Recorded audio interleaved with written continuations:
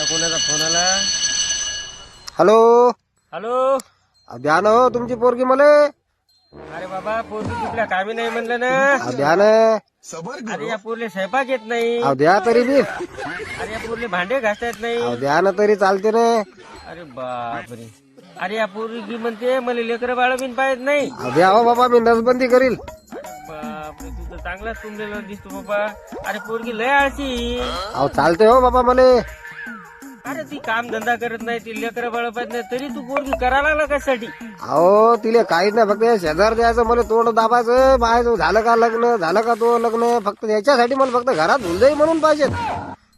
बाप, तरी म्हणलं की इथलं कसं काय आडेल काम झालं बाई. पाय बाबा, काय तू म्हणणं असेल तर. द्या हो बाबा. पण मला 2 लाख रुपये लागतील बरं.